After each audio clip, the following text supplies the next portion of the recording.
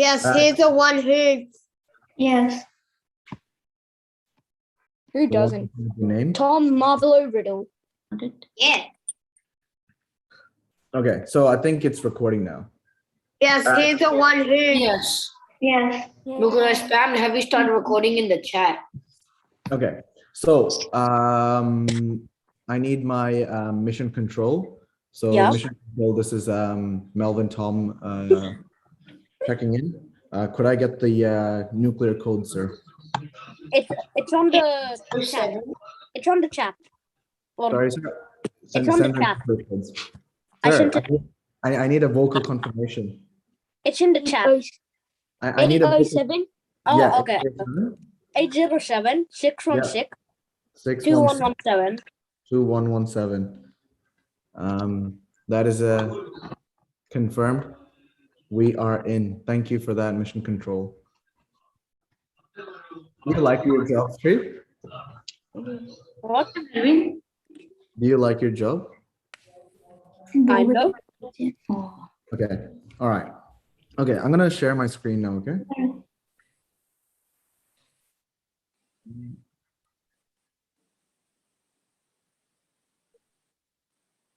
Why is everyone so silent? Yeah, everyone should be silent because I'm doing the class now. Okay.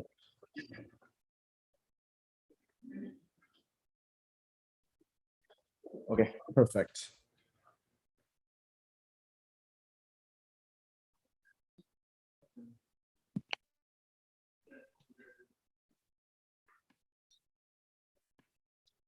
Okay, can you guys can see my screen, right? Yeah.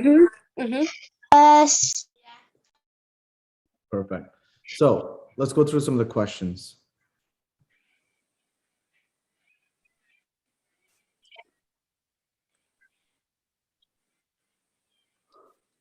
Okay, so which question would you like me to go through first? Question 3, please. Okay, we'll go through that. So could you read that out for me? Yeah. I don't know if I step on it.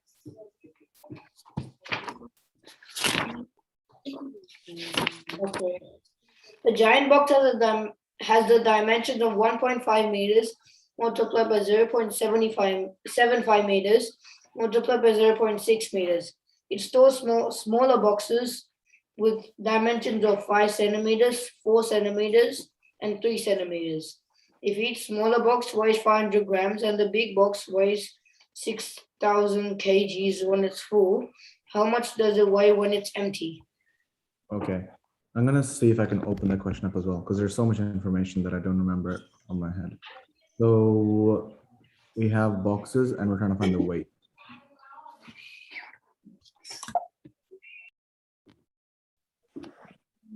Okay.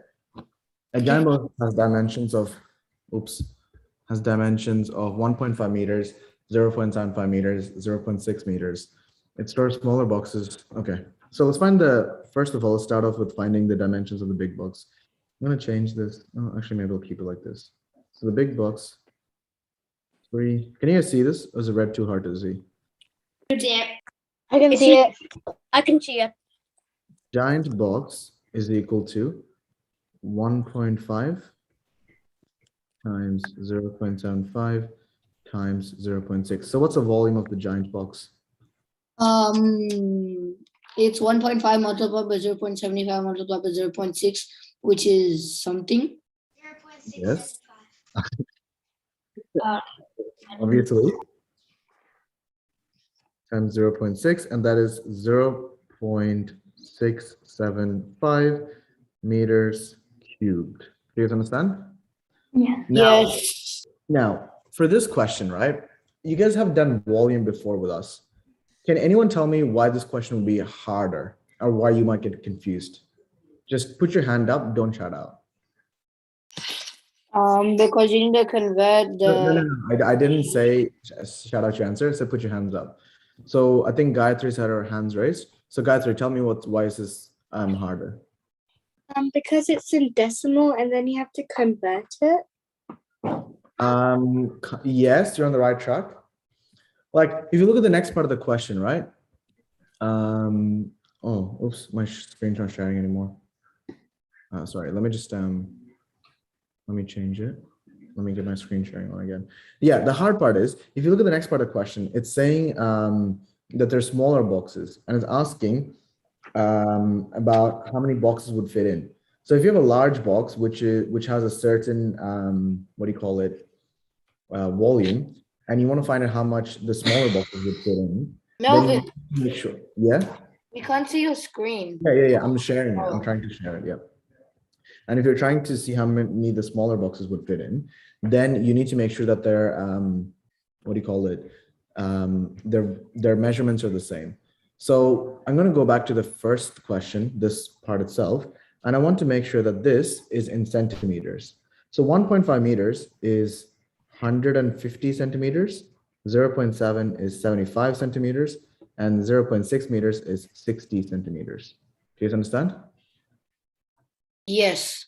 Perfect. Yes. And then when you multiply that, what do you get? 675 meters squared. Now, you would learn this, I think, in year 7 or 8, but there's a fast way of going from this to this straight away. And the way you do it is when you go from meters to centimeters, what do? Divided by Divided by 100. Yeah. Divided by By 100. Multiply by 100. Yeah. Okay. If you have 1 meter to go to a centimeters, you multiply by 100. So 1 meter is 100 centimeters. But if you're going from meters cubed to centimeters cubed, you can multiply by 100 cubed. And 100 cubed is what? 100,000. 100,000. 100. No. Oh, oops. Is it 100,000? a million. A million. Yeah, a million multiplied by a million. And that's why 0.65 turns into 675,000. Do you guys understand? Yeah. Perfect. So now we have this new volume, okay? And then it's saying that we have a few other smaller boxes, right? So smaller boxes, their volume is 5 times 3 times 4. So the volume is 15 times 4 60 centimeters squared. cubed. And then 60 centimeters squared. Yeah. Cube. Now, if each smaller box weighs 500 grams and the big box weighs 600 kilograms when it's full, how much does it weigh when it's empty? Well, let's find out how many boxes would fit in. So you would do 675,000 divided by 60, and you get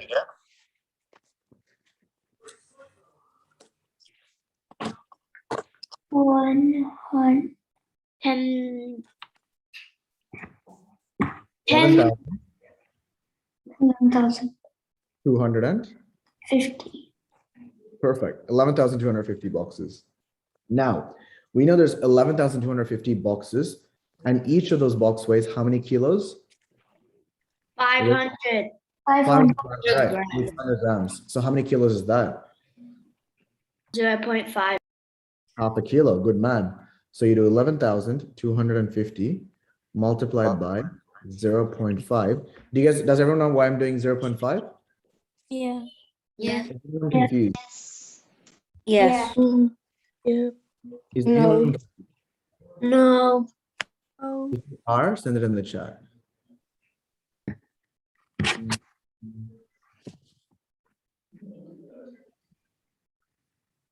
Nope. Okay, perfect. So you do 11,250 multiplied by 0.5, and you get 5,625. perfect. So now we know that basically we know that the big box plus small box is equal to 6,000 kilograms. But small box is only equal to 5,625. So big box is equal to 6,000 minus 5625, and that's equal to 375. 375. 175. perfect. Yeah, but do you Does understand? anyone have any questions about this? No.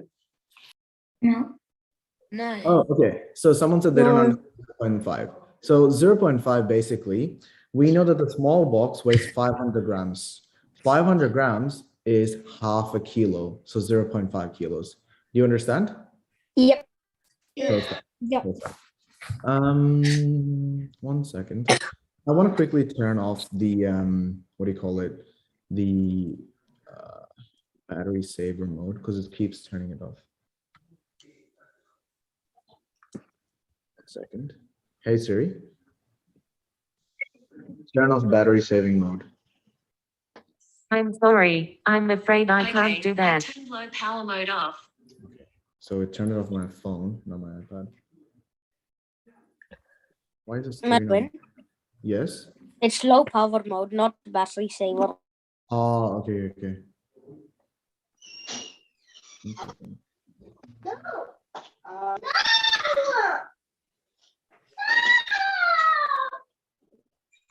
Could you guys please mute yourselves? So Navazish, Dhruv, Marcia, Ranov, Darren, Sairam, Tejveer, please mute yourselves unless you have a question, guys. Thank you. Okay. Kanchi, you have your hands up? Melvin, sorry for being late. That's okay. That was from before. Sorry. Okay, that's okay.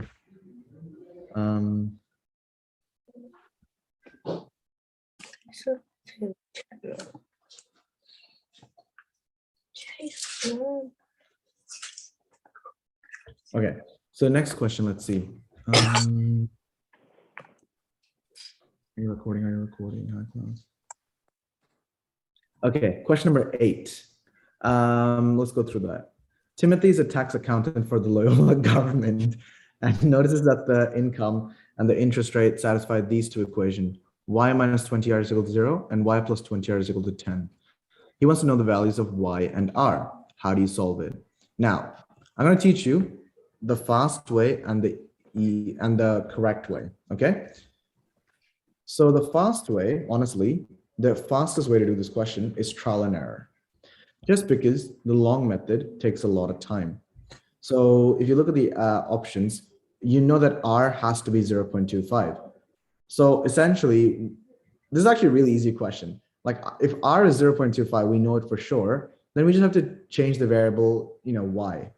So you just got to know that y minus 20 times 0.25 is equal to 0.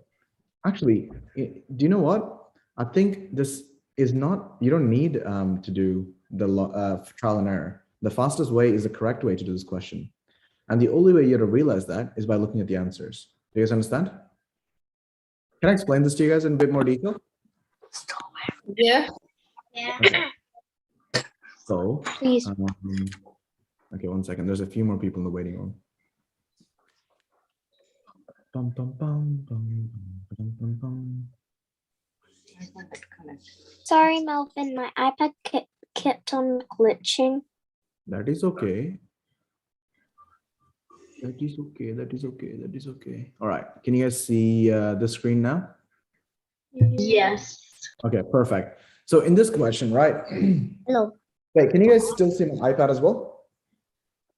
No. Yes. Okay. No, not the iPad. Not the iPad. No, So- not the iPad. The Blank screen. the computer. Awesome. Thanks. So in this question, by the way, we have a lot of kids coming to this session. I'm really happy. So in this question, the long way, it would be something like this. I'll try annotate onto my screen. So, annotate, screen annotate. Or Melvin Tom screen annotate. So the long way, you would have to do this thing called what was the name of it? I think it's called subsequent equations or sequential equations, something like that. Where Tejveer, please stop drawing on the screen. Thank you. So you would have to do where you do y minus 20r is equal to 0, y plus 20r is equal to 10, and then you'll subtract these two equations, right? Actually, you'll add these two equations. 10 plus 0 is 10, negative 20 plus 20r, you'll get 0, and y plus y is equal to 2y plus 0 is equal to 10.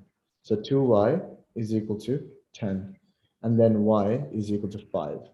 This is called, I forgot the name of it, but this is the, oh, there you go. Thanks, Vikash. Vikash, you're so smart. It's called simultaneous equations, not subsequent equations. Simultaneous equations. Yeah, it's when you have two equations and you have two variables and you can solve for them by subtracting out one of the variables. But Owen, can I just take this down? what down, sorry? Can I just take this down? Of course you can take it down. Like, as in you want to take down this whole Zoom call, like destroy us? No, I just want to take that down because I thought like you. Yeah. I'm just messing with you. I'm just messing with you. Yeah. So oh, oops, why is it not rubbing out? Okay. So that's how you do it the long way. But if you were smart-ish student, you would realize that the R value is the same for all the answers. In that case, you don't have to do the subsequent equation thing. What you would do instead is, what you would do instead is you would just do y is equal, y is equal, why am I writing down y? You would do y plus 20 times 0.25 is equal to 10. And then you would do y plus 20 times 0.525 is? Oh, 5 is equal to 10. And then you do the 5 across, and then you'll get 10 minus 5, and you'll get y is equal to 5. So you can do either method and it would still make sense. Do you guys understand? Yep. Perfect. Yep. Yes. Okay, good job. Can I move on to the next question? Deb? Yeah. Yep. Okay. All right, let me see the chat. Can you do 13? Yep, send it in the chat. I'm going through the list of people's requests and I'll do one by one. Melvin, Yes. where did you get the 5 from? Which 5, sir? In the y plus 5 equals to 10. Oh, this part? This is from Yeah. here, bro. So 20 times 0.25. So 0.25 is basically a quarter, right? So 5 times a quarter, or I'm sorry, 20 times a quarter, or 20 divided by 4, which is? 5. Do you get it? Yeah. Good man. I'm gonna mute everyone. Hi everyone, 8 and 3. Okay, we've done 8 and 3. Okay, Tasib, what is the writing homework? The writing homework, we've sent a prompt in the WhatsApp group chat. Are you in the WhatsApp group chat, Tasib? Yeah. Okay, so it should be in there. Okay, Chinadi, could you do question 5? Okay. Question 5. Manny was climbing a staircase for fun. Everyone in the class thought it was 20, but the answer came out as 19. Yeah. Okay, let's Look at the gosh. Spider-Man. Spider-Man. mute everyone, guys, please. Okay, Manny was climbing a staircase for fun. Each time he climbed 6 stairs, he climbed down 2. If there are 80 steps altogether, how many times would he have to step down as? Ooh, this is actually interesting. He goes up 6, climbs down 2. If there are 80 steps altogether, how many times would he have stepped down a step? Okay, so basically, if you were to draw how this happens, this would be plus 6 steps and then minus 2 steps, and that'll be one whole like sequence, right? Would you guys agree? Yeah. Yeah. Yeah. Yeah. Okay. And then that would mean that every time he moves, or like every time he takes a step down, he would have climbed a total of 4 steps, correct? Yeah. Then and then there's 80 steps. So 80 divided by 4, that'll be 20. So in the whole thing, he would have done 20 times. He would have gone down. Yeah, but Manny said it was 19. Why did he say that? Do you know what was the reasoning? Yeah, because Vikas said something like then you climb 82 steps for some reason. Oh, okay. Because Well, you don't need to let's- step down. what I'll do is, right? So what we'll do is we'll visualize it. Let's see if it makes sense. Let's expand the logic. Usually with questions like this, right? When it's a really good point that Vikash made up, what you should do is visualize it, but on a smaller scale. So in this, you know how it's 20 steps? Let's imagine if it was only 3 times, right? So 3 times would be 3 times 4, which is 12, right? Well, let's just do 2 times. So 2 times 4 is 8. Step 1, 2, 3, 4, 5, 6, 7, 8. So the guy, Manny, he would start here. You go 1, 2, 3, 4, 5, 6. And then he would go down 4 to step 2. Then he would go plus 6. Oh, it would only be 1 time. It wouldn't be 2 times. So he's right. So you only do 19 times. Good spot. Good spot. I made the same mistake. So I think me and Jenny both made the same mistake. I don't get it. I'll show you. Yeah. But I still don't get it how it's 19. Yeah, I'll show it to you. I'll draw it up a bit better. So imagine in the previous like logic, right? We said that it would be 6 steps up and then 4 steps down, right? It's -2. Yeah. Oh, minus 2 steps. Oh, sorry. Minus 2 steps. Yeah, -2. Minus 2 steps. Minus 2 steps. And that would mean that he would do a total of 4 steps, correct? Yeah. Yeah. And then we said there's 80 steps. So 80 divided by 4, we said he would make 20 steps, right? Step downs, right? Correct? Yeah. Yep. Yeah. But let's imagine this is not 80 steps. Let's just say there's only 8 steps. Okay? If the whole staircase was only 8 steps, so how would it look like? So that would mean let's just draw a staircase, a mini staircase. So we'd have 1 step, 2 step, 3 step, 4 step, 5 step, 6 step, 7 step, 8 step. Do you guys understand?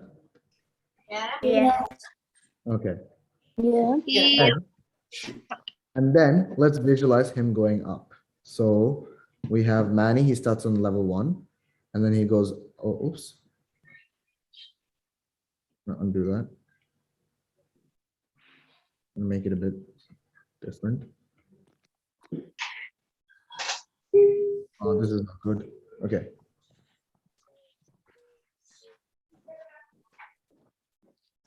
Okay, so Manny is going to go up 1, 2, 3, 4, 5. Oh, oops, that's the wrong one. It starts off the bottom. There you go. So it starts off with first step, second step, third step, fourth step, fifth step, sixth step, right? He goes up 6 steps. And then he goes down. He goes down for 2 steps.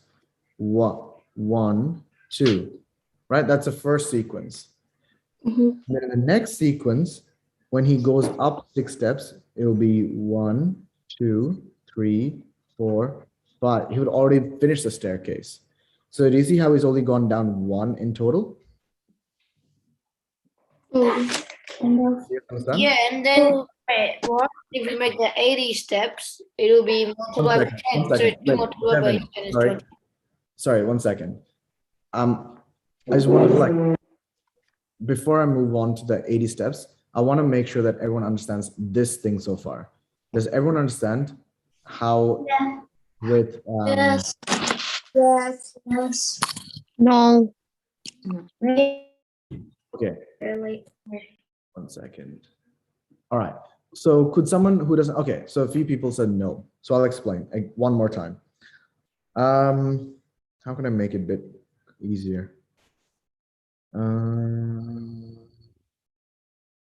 Why does it only go down once? Because, okay, everyone understands this first part, right? Everyone understands why it's going up 6 steps and then it goes down 2 steps, right? You guys all understand that part, right? Yes. Yes. So if you were to register, if you were to like take a tally, if you were to make a tally of ups and then downs, you would have done 1 up, which is this, and then 1 down, which is this. Do you guys understand? Yeah. And then Yes. now he's on step number 4. He's on step number 4. From there, Manny goes up another 6 steps. He goes 1, 2, 3, 4. But after the 4th step, he's already finished the staircase. So he's not going to go back down anymore, right? He's finished the staircase. So he's gone down up twice now, but he's only gone down once. Do you understand? Yeah. Yep. So basically, when you have 8 steps, when you have 8 steps in your staircase, when you have 8, you would assume he would go down twice because you're doing 8 divided by 4. But in reality, it's actually 8 steps is equal to 1 down. So that would mean it's 2 minus 1. So in our 80 staircases, we would assume it's 80 divided by 4, which is 20. That's incorrect. It's minus 1, which is 19 downs. The people who got 19 in the other classes, you can tick yourself correct. I have a question. The reason is because because he's going up more steps before he comes down 2 steps, he would have already finished the staircase before he comes down. Do you guys understand? But if it was 80 steps, wouldn't he when he reached the end, climb down 2 and then go up again? So how do you know it goes in 80 as well? Because that's only So you can expand it out, Abdik. So let's just say I would do 12 steps, right? So I'm going to clear the whole thing out. We'll do, so if it was 12 steps, you would assume it will be 12 divided by 4, right, Abdik? And you have 3 steps down, right? Yeah. So let's test it out. Let's test out our theory. 1, 2, 3, 4, 5, 7, 8, 9, 10, 11, 12. Let's see what Manny does. Starts off here. 1, 2, 3, 4, 5, 6. Then he goes down 1, 2. Okay. Then he goes 1.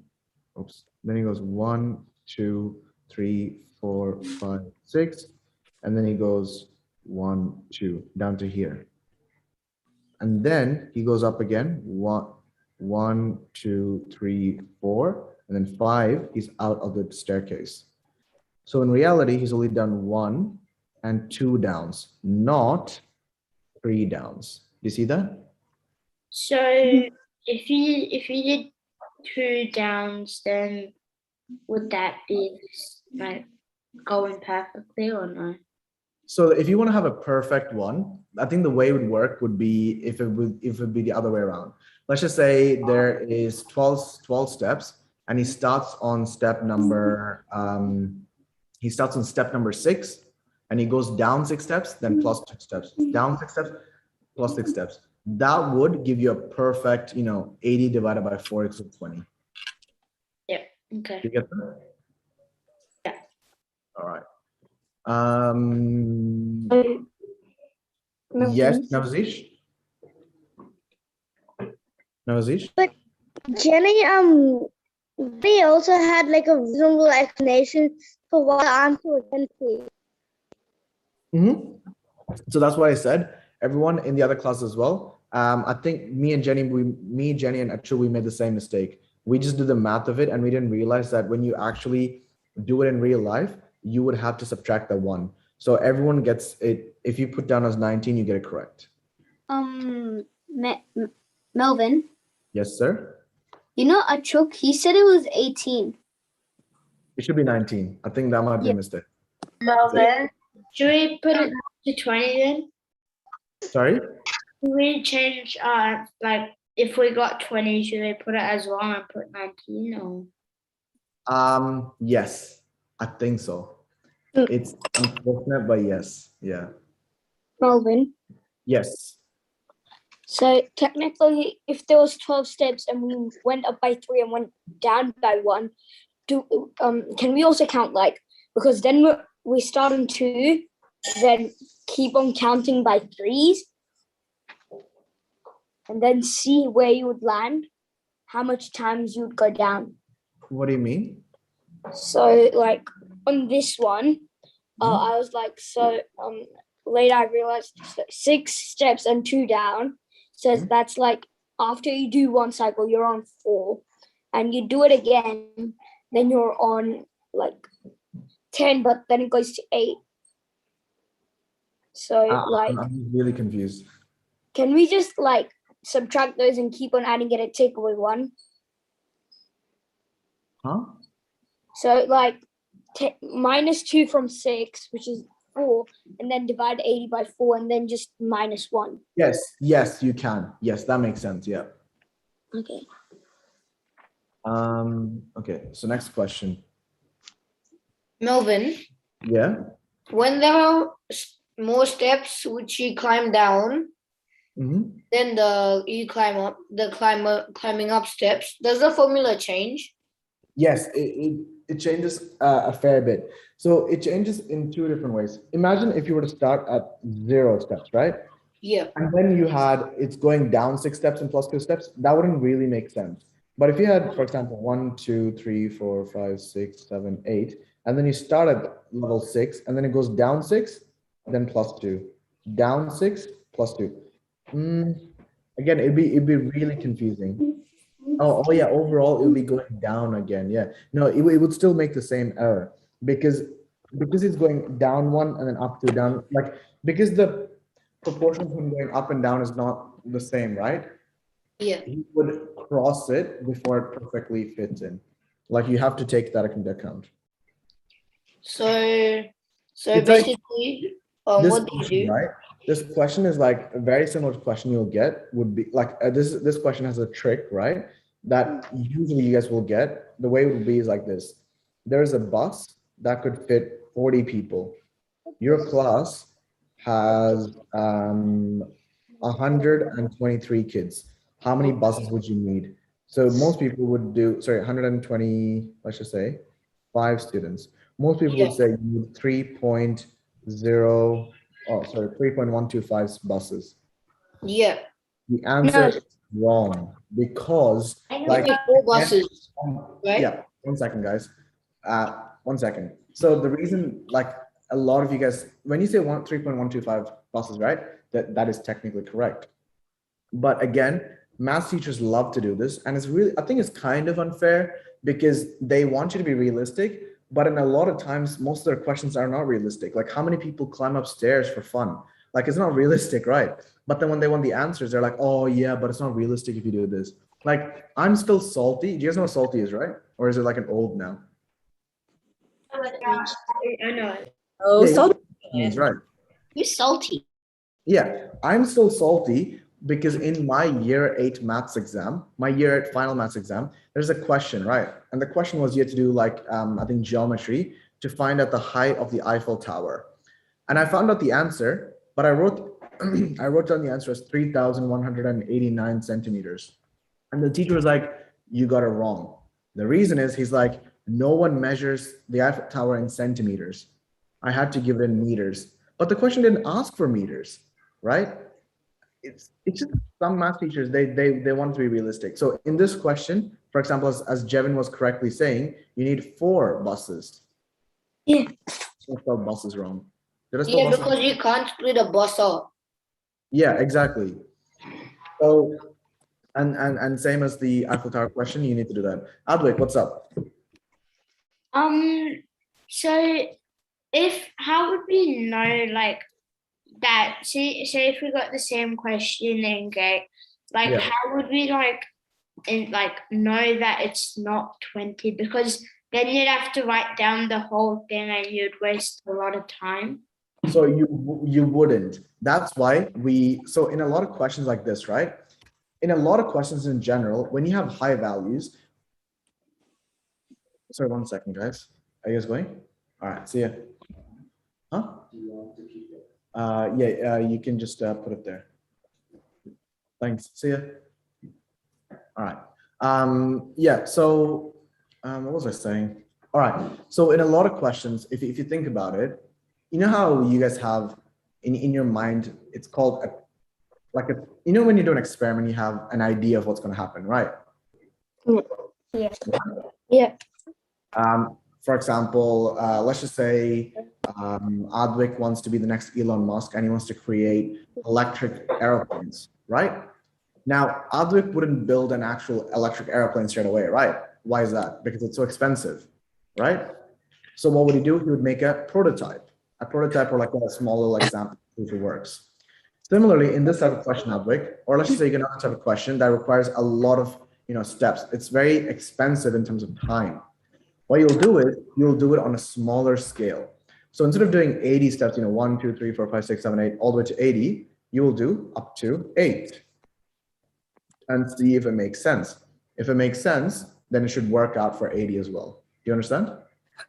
Yeah, thank I think this type of question, right? This could very likely come up in GATE, but more than often, this type of question very likely comes up in high school. You do this thing called math investigations. Math investigations is when you do, like, when you get a scenario and you have to like figure out like a logic behind it. So for example, I think one of my favorite maths investigations was about yeah. I have a maths investigation due on Friday, and one of the questions of it. Mhm. I mean, one of the questions of it, I'll just quickly get it. No, what's the topic, Girik? My topic is measurement, perimeter, and area, except it's about triangles, and Yeah, it's like perfect. I'll stop you right there. So in a math investigation with triangles, right? They will give you a question and they'll be, for example, they might say, this is a triangle. It's 1 meters in each length. This is another triangle, but made up of, 4 triangles. And it's all 1 centimeters long. And then they'll say, find the area of this, find the area of this, find the perimeter of this, find the perimeter of this.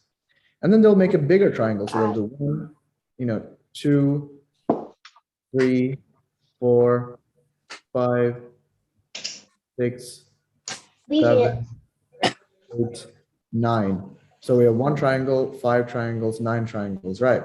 And that's where to find the area perimeter of this. And then they will tell you to find a pattern between the area of this to this, the pattern of this to this, and the perimeter of this to this, and this to this. So as you mentioned, Advik, when you get a question like this, right? Let's just say they give you a question at the end. They say, imagine you have a triangle that's made up of 81 triangles. I don't know. You have 81 triangles. Predict the area or perimeter of this shape. You're not going to draw out 81 triangles. What you'll do is you'll find a pattern that works for 1 and 5, and then you'll find a pattern, and then you'll apply that rule to 81. Do you understand? How does that work?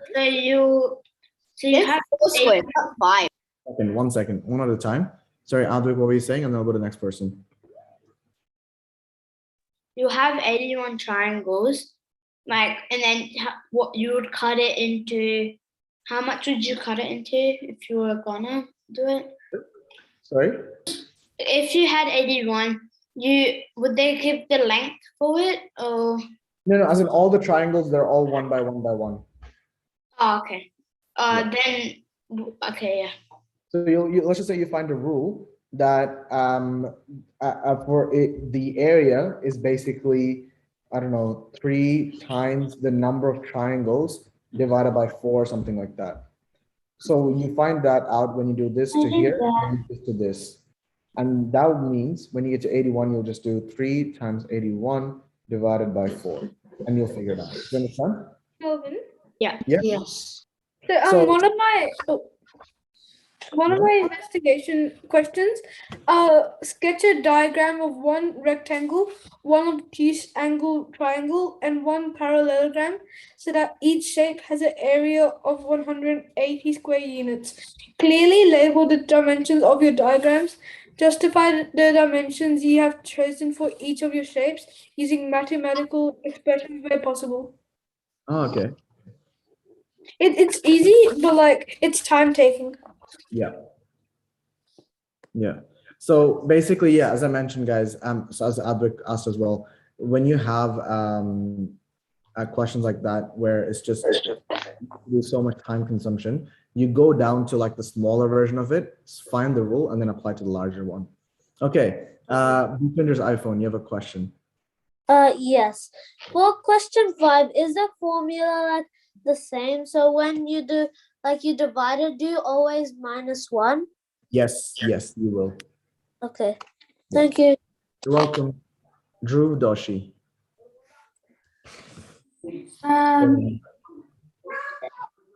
Yeah, Drew, what's up? So for the thing that Garrick was talking about, like the pattern was adding 4 triangles, right? Sorry? For the thing that Garrick talked about, the pattern was adding 4 triangles, right? I think so, possibly, yeah. As in that's for the number of triangles to make the next one, yeah. Yeah. What's next? Oh, that's it? Okay.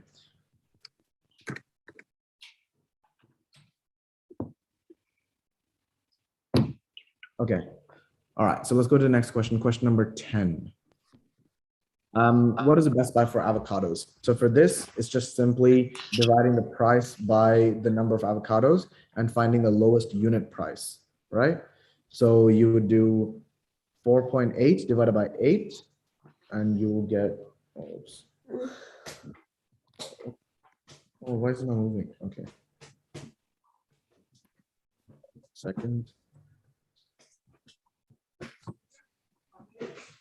All right, so in this, you do 4.8 divided by 8, 5.8 divided by 8, that divided by, oh, sorry, by 10, my bad, 10 divided by 3 divided by 12. And you'll get 61 cents per avocado, 58 cents per avocado, 56 cents per avocado, and 60 cents per avocado. So the cheapest one is C. Do you guys understand? Yes. Yeah. Okay. Yes. Yes. Next one. And Melvin, I've got Yes. a question. Yeah. How do you draw on the whiteboard? What was this? Sorry? How do you draw on this? Like I see people. Draw on it. Yeah. Yeah, so you can click the annotate function and then you can draw on it. But You please can don't. click. No, as in like, so you press on your screen and then it'll come up with this little icon that looks like a pencil and you tap on that. Yeah, but if you're drawing on the screen, I'll kick you in the chat because it's disturbing the class unless I ask you to draw something. Because last term I had a few kids who would just scribble all over the screen. What's the next question? Okay, so let's see. Okay, question number 15. Let's do 15. I missed last week's class. Figure out the price for one. Can you go through generability soon? Can we go through generability soon, please? Yeah, yep. We can go through a few generability questions as well. I can't be able to hear you. Question 11, please. Okay. Okay, guys, I don't think we'll be able to go through all the questions today, but I'll do question 15, and then I'll do 1 or 2 generability questions, and then I'll post the answer key onto the chat. Okay. All right. Question number 15. The people who asked for generability, Advik and Kanji, could you guys send me in the chat specifically what you'd like me to go through? And that way I can go through that. Just send it in the chat. Okay, Sebastian paid $130 for a red hoodie. A week later, the hoodie was 30% off. If he had bought it a week later, how much would he have saved? This question is very similar to last week's question about percentage decrease. So remember how last week I talked about percentage increase and decrease? Very similar. So if something is 30% off, right? It actually costs how much percentage of the total thing? So initially the jacket should have cost $100, 100%. But now it's 30% off. So now he's only paying 70% of the total price. So to find out the percentage of something, all we do is multiply by that percentage. So 130 multiplied by 0.7 or 70%, and you'll get how much? 39%. Nope. 100. 91. 91. So he would have only had to pay $91. So that's a saving of 130 minus 91 is equal to $39. So he saved, Sebastian saved $31. Sorry, $39. Do you guys understand? Yep. Okay, Scorpius Rex. Scorpius Rex. No, I'm okay. Okay. Could you please use your real name? Thank you. If you want to use Scorpius Rex, that's fine. Just put your real name in front of it so I know who you are. Melvin. Oh, Adwik, I can't go through homework, this week's homework. I'll go through that only next week. Mapping. Yes, someone said my name.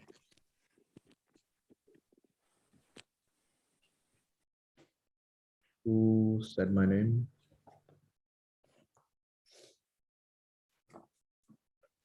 Okay. Alvin, Yes. what's the homework?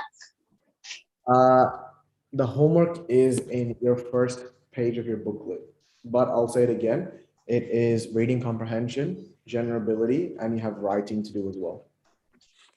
Okay, so Kanchi asked a question about mapping. So I'll quickly go through a few mapping examples. How do we change our names? I don't know about that. It's Later. Guys, Your I name. want to talk about, please don't talk about things that are not relevant to the class, just because there's other people in the chat and we don't want to waste their time. So questions like that, use Google. Okay. I'll go to the first week because we've done that. Oh, actually, that's the first. We're gonna go to. All right. So let's go through this question. We've gone through last week, but I'll kind of like go through it again just to show you guys how mapping would work. So in this question, I want to start off with the circle.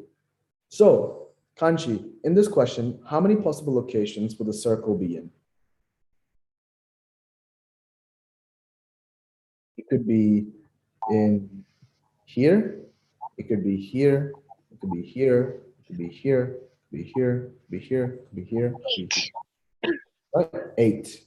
But we can't always make that assumption the way I just did. So what you do is you draw a center point as I showed before, and then you fill it in. In the first image, it's in the top right corner. Next image, it's in the top left. Next image is the top right corner. Next image is in the bottom right corner, and the next image is in the bottom left corner. In this, it looks like it's only has 4 possible locations because it doesn't show this, doesn't show this, doesn't show this, and doesn't show this. So let's try it out. See if this makes sense. If this pattern makes sense with 4 sides, then it's a 4-sided map. If it doesn't, then we'll go back to the other thing, which is the 8-sided map. So let me mute everyone. Guys, I'll start calling people's names out if you guys don't have it muted because it's really loud. Okay, so the first image, it's here 1, then it's here 2, then it's here 3, then it's here 4. So next one should be where? 5. You guys understand? 5. But Yeah. the answers, is there any answer that has 5 at the top right? Top left, sorry. No, there is. There isn't, right? No.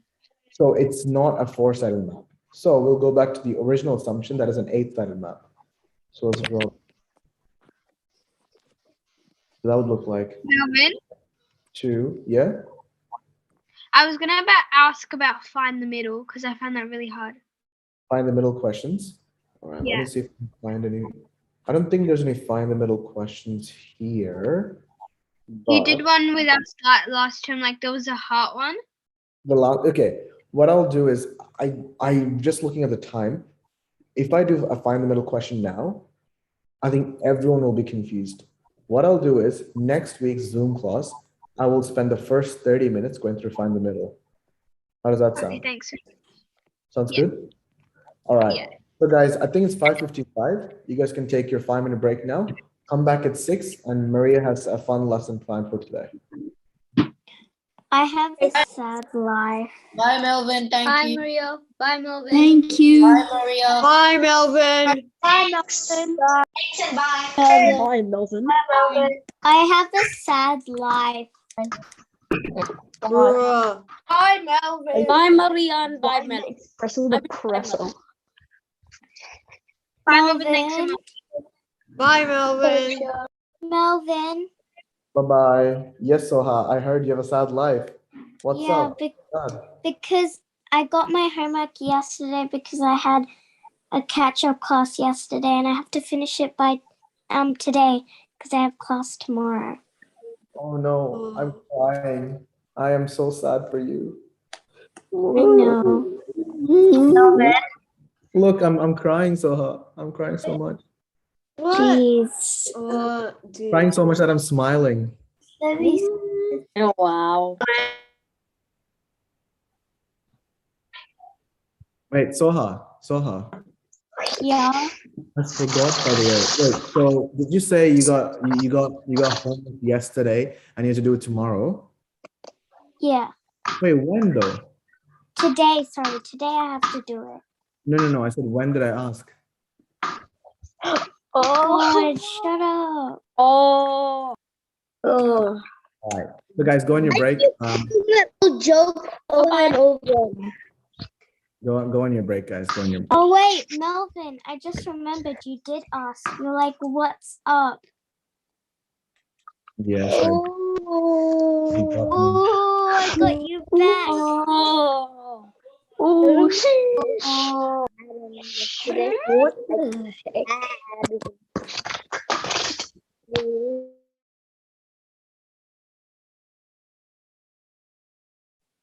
I got you back.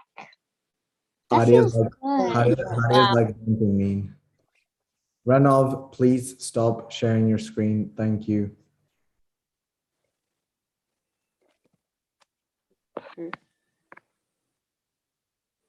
Melvin? Yeah. Yeah, hi, we are joining it for the first time. So Yeah. I'm just a bit confused that is this class to clarify the doubts or? Yeah. Yeah. So if they have any questions from the class, we try to answer any questions that they still have. Other times we also have certain things that we want to teach them, but we just have so many things to teach in class that we don't get time to cover. So next week we're going to go through this concept called find the middle questions. So we wouldn't have time to go through that in class. So this is another place where we try to go through that. So the first hour is just that. And in the second hour, we have another English tutor called Maria, where she will be taking additional English classes. Okay. So if there's a doubt in the class or in the homework, so they can clear it out here. Yes, not the homework for next week, but the previous week's homeworks. So even though we cover all the questions in class, just because a lot of students are in year 5, they might forget some things or they still might have a few doubts left over. So this is just a place for them to ask those questions. Yeah. Okay. All right. Yeah, pretty good. Thanks. Yeah, See it was ya. confused when we joined, everybody was there. Melvin? Thanks. You're welcome. Melvin? Yep. What's the writing topic? Because I didn't come yesterday. It's in the WhatsApp group chat. Hiding. See, I didn't know. Okay, thank you.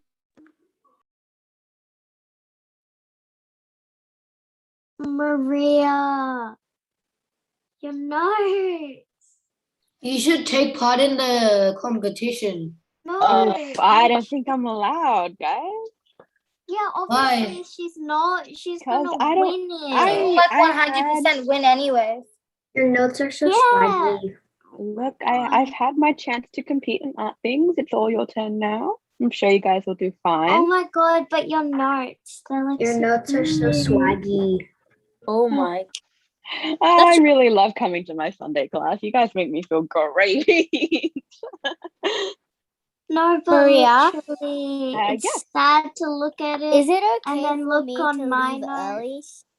early? Maria, Yeah. Your percentage is 100%. It's kind of annoying. My percentage? Yeah, for the iPad. Oh, but it's kind of annoying. Okay, buddy. Let me just change it to my laptop then, just to make everyone happy, because I'm pretty sure other people were commenting 1 week when my iPad was 100%. yeah. What's Maria, how wrong? was your Halloween? How was my Halloween? My Halloween was good. I watched a bunch of horror movies. Watch the corpse bride. Yes, I did. I did Conjuring. All right, hold on. I guess I will start taking questions now. A bunch of you shot your hand up. Okay, so first question is Hiresh question, or is your hand just up by accident? My hand's just up by accident. Ah, okay, that's it. Dana?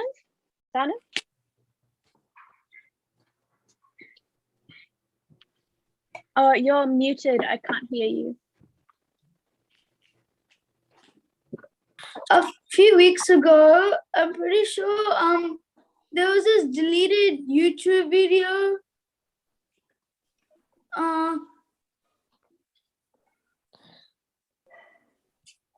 A deleted YouTube video? Which one? 2 weeks ago. So not last week. Age but the bija week toilet before. mein chene param. Yeah, and the week before. yes, and what was wrong with that video? No, I don't know why I deleted them. I think it was deleted because it might have been the video where Maria accidentally. Oh yeah. Look, into- there was like my messages kind of popped up on the screen that day, and because that was corrupting the lesson, we decided to just like edit it out. But the video is still up there. If you go check it out, it's there. So they're just a little tiny bit is like cut off. Yeah, just because it wasn't part of the lesson, that's all. So you should be able to find it now. Bhupinder's iPhone. Yes. This is I just want to ask, is there actual way to like work on idioms and sayings? Oh, on idioms? No, I learned all my idioms from a list of idioms and then I just implement them where necessary. I don't actually think there's a way to like necessarily come up with them if that's what you're asking. Okay, thank you. No problem. Now the Zish. How did your notes be that good? Lots and lots of practice. In fact, I'm going to give away a couple of my secrets at the end of the class because I know that you guys are doing creative writing this week. And I wrote a story about why my art skills are a little bit above subpar. So I guess we can have that discussion later. You're using an Apple swaggy. Oh, thanks, guys. You're saying very nice things to me. All right, iPhone 13 Pro Max. Hold on. Is that, I see Gab, but I can't see the rest of the name. It must be Gabby, I'm guessing. Gabrielle. I'm just checking if it's okay for me to leave earlier because I have to go somewhere. No, there's no problems. Guys, if you want to leave and rejoin or leave early, I'm not opposed to that. That's completely your prerogative. It's up to you. But I will continue the lesson as is. If you come late, that's also up to you. I will be starting the class in like now. All right, last two questions and then I'm going to start the lesson. Scorpio, Alan? I'm pretty sure the one where you took the messages, like your messaging thingy. Yeah, I'm pretty sure that was a video from last week. Oh, okay. Yeah, look, I'm not too sure, but it should be sorted. I'm sure there's a video up there. If anything, I'm happy to go through the content with you guys again. No, it's Drew? not because last week. Which YouTube channel do we find the previous videos on? I'm pretty sure it's called Loyola Tutoring.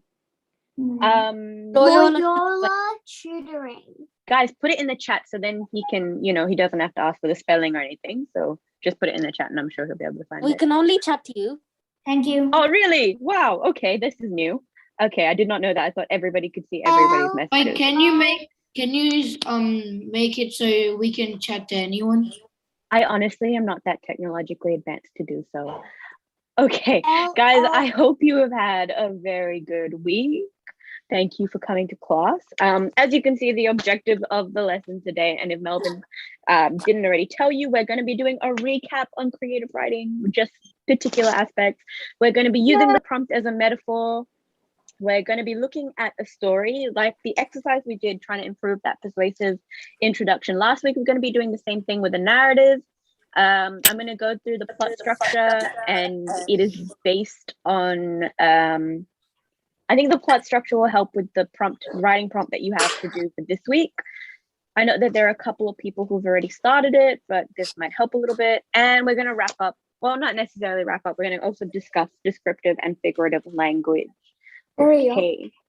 Dev, yeah, and guys, remember, hands up, because I actually can't see the faces, so I don't know who's asking what. Can I say my idea of what I had? Yeah, we'll go through ideas, and also at the beginning, I'd like to know if there's anybody who has something to do with creative writing or any questions to do with creative writing. You can ask them at the beginning now, you can ask them at the end later. Just creative writing in general, I'll take a hands up for now. So Dev, what ideas do you have? I was thinking like it was a very small man and he was using many ladders. So I was thinking like Incy Wincy and then the person's name, because like they looked very small compared to the fence, and maybe I could do something like Incy Wincy, maybe Jack, and then he uses it and then he has to face like problems, like maybe there's a spider there, which he thinks is huge because he's like an ant-sized human. Oh, okay. Well, Dev, based on that idea, I can see that you're going to really benefit from this lesson. Well, I hope so. When we look at the prompt, Dev, and everyone listening, one of the biggest things that everyone and all your gate tutors are always going to recommend is that we never use the prompt in a literal sense. So just because you see a ladder does not mean you write about a ladder. The better stories are going to be the stories that use the prompt as a metaphor. And we're going to go through that today. And I'm going to show you how you can do that if you panic and you have no idea what to do for it. Hannah. I usually start my creative writings like usually the same way with like a time opening. I was just like thinking of different ways to open it since I'm always using that one strategy. Okay, so what did you say your strategy was as of current? Time opening like during that time, like saying like, oh, it was like a dark stormy night or something like that. So do you think you would focus more on setting for your narrative opening than like your do you think you're more setting? Yes, I think I would just like different ways to open it. Okay, so if you feel like you're someone who usually does setting, then I would suggest that this is very different to a narrative opening because you've already like started your story. I am also someone who prefers to start by bringing my audience into the piece, which is usually through setting. But another way I guess you can do it, I know I go on and on, but you have your statements, your quotes, and your questions, of course. But you can also start by, using dialogue and action. I think that is an effective way of bringing people into your piece as well. It's quite engaging. The whole point of a narrative opening or just beginning your narrative in general is to engage your audience off the bat. These three ways I feel do it instantly, but if you're looking more at setting, implementing figurative language, try to do it through the action and dialogue part. I can go through engaging audiences again, maybe next week as well. All right, Tarun? Okay, I've got like a metaphor from the picture. It was like, so the man had like many opportunities to climb the wall and he had many ladders, but he never used the opportunities. So I think a metaphor would be like, don't waste opportunities. I think that's one way to look at it, definitely. I can't say that it's wrong because you've associated meaning to the ladder, and that's the most important thing. We'll go through the breakdown of the metaphor in a second, so well done. Drew, question? So my idea for the picture was that someone is like just like doing something, like just finishing a racing track. Oh, okay. So they're just finishing on a racing track. What do you mean? Like the person's head is just popping out of the over the wall. Mm-hmm. Like he's like just like that means like I related it to somebody just finishing a racing running. Oh, so he's almost there, kind of thing. You're saying that he's almost there. Great. That's fantastic, Drew. But you need to also bring in the fact that he's standing on a pile of ladders. What's the meaning of that? And I think that's going to give you a more well-developed story. All right, last couple of questions, and actually last 2 questions, and I'm going to start the lesson properly. Alan, and then Pav. So Alan first. My idea for like the topic for this week is that the man has lots of resources, but it's never enough if you don't know how to properly use them. Ooh, I like that. That's a really good one. I'm interested to see what kind of plot go with. All right, and finally, Pav. He said. Can't you use it as it's never enough? There's no. So like you have to save money, time. Pav, can you give me 2 seconds? So I don't know. All right, sorry, I couldn't hear because there was someone talking in the background. So could you try again, Pav? So you could like, when you're like doing the like topic, you could use it as it's successive. So you have to save money, save time, save energy, and then stop like sacrificing. That's interesting. And I like the way you did that, but also think about the fact that it's a ladder. Like ladders, you have to use them. If he's sitting on all that time and that money and he's not using it properly, that's where your conflict is going to come from, right? That's what I'm trying to say. So like, sorry, I got that. Okay, yeah. Said, learn. So before you like do anything, you have to learn it. So like before you use like a drone, you have to like watch tutorials. So you should figure out. It's almost like, I don't want to use the word resources because somebody else did, but it's like the things that you have, figuring it out how to use them properly, or like, is that a lot? Okay. Fantastic. I think you're on the right track with that. It'd be very interesting to see what plot you have. Okay, moving on. And yes, guys, we'll go through more ideas at the end. So, yeah. Question? I'm like, I'm not the best person to do narratives, and I'm very stuck on like specifically this. On specifically using the prompt as a metaphor? No, like looking at the picture, because I'm not really good at it. That's okay. Well, you know what? Well, it is a practice thing. I won't lie and say that in year 5, I was fantastic at using the prompt as a metaphor. It took me a good 6 months of learning how to do it, and my mum telling me again and again and again the steps on how to associate meaning to particular components in the image. So that was like 6 months of her just explaining how to do it. So it's okay if it's taking you a little bit longer, but I'm going to teach you those steps today. I have gone through it once, but very briefly. And if you have any questions about narratives, like whack it into the chat, and then right at the end, I'll go through it, or stay behind and maybe we can weed out a couple things right at the end, okay? Okay. All right, awesome.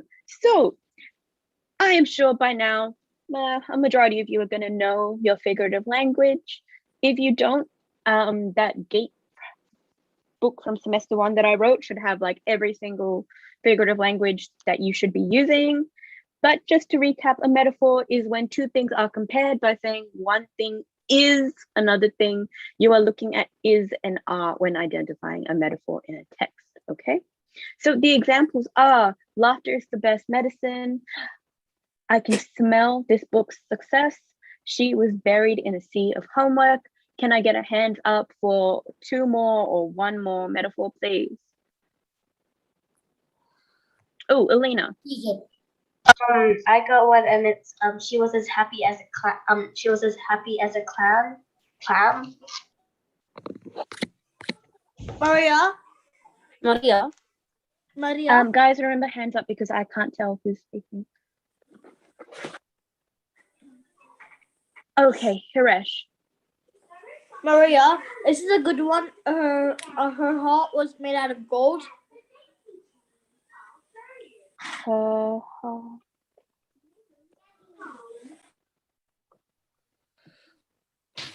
rather, actually, I would rather go. She had a heart of. Maria. I don't know who called out, but I can see hands up, so I'm just going to go with the hands up situation. One more metaphor, Neelam.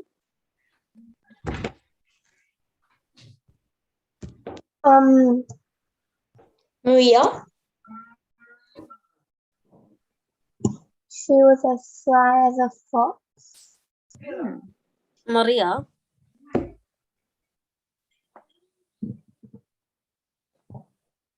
All right, awesome. Done with the metaphors then. Maria. All right, so yeah, hold on, please. Shri, question. Like the third metaphor and the fifth metaphor, they both include as, so aren't they a simile? You could, I know that simile is like an as, but metaphors also use as well. As long as it's saying that one thing is another thing, you should be happy. You should be not happy. You should, it should be fine. Look, guys, yeah, you're more than welcome to leave, Dev. Okay, so moving on, I'm happy that everybody kind of has a good grasp of metaphors. These are my 3 steps that I swear by, and I will break them down further if anybody is confused. So the steps to breaking down a metaphor is, well, obviously you want to first take in the image. This is the image that I picked today because I felt that it was quite, I don't know, I felt it was straightforward to an extent, but that doesn't necessarily mean that it is for everybody. So when I see this image, I see a child, a boy, sitting in like a broken building, looking out into a very technologically advanced world. Okay, so I can hold on, give me 2 seconds. and then I can do raise. Oh, yes. There we go. Okay, so when we look at the image and you look at a prompt, if anybody is super struggling and can't necessarily jump to the metaphor straight away, which is absolutely fine, neither can I, it takes me a little bit. What I do is I first consider the individual components in my image. So 1, I know that I have the broken building. 2, I have a child. And 3, I have, I'm going to call it the new world or / tech advanced world. Now, are there any other components to this image that I should take into account before forming the metaphor? And you can put a hand up for this. Surprise moment. I cannot see. Hannah? There's no color in the picture. It's mainly just black and white and gray. Okay, so other things I should know is that there is no color. Now, Hannah, how do you think having no color would affect the metaphor? I would like call it like a very in my eyes, I would see it. This is what the boy is seeing, or like, and then so the world is like very sad. I love that.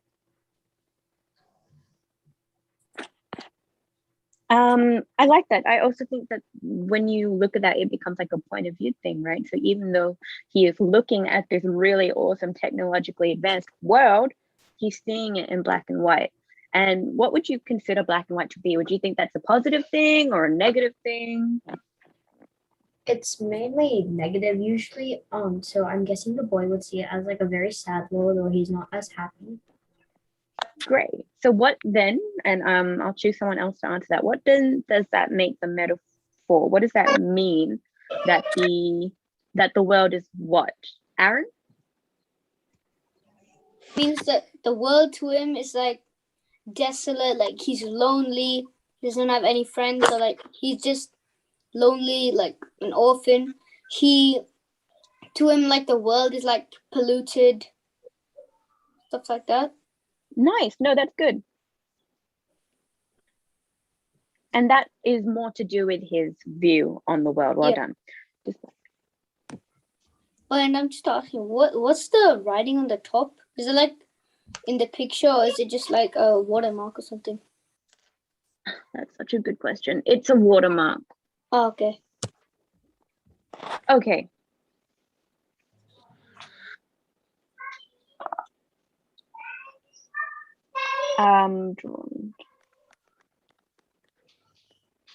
Okay, awesome. So there are no, I'll take hands up. No other components I should be considering before I try to form my metaphor. Sohan?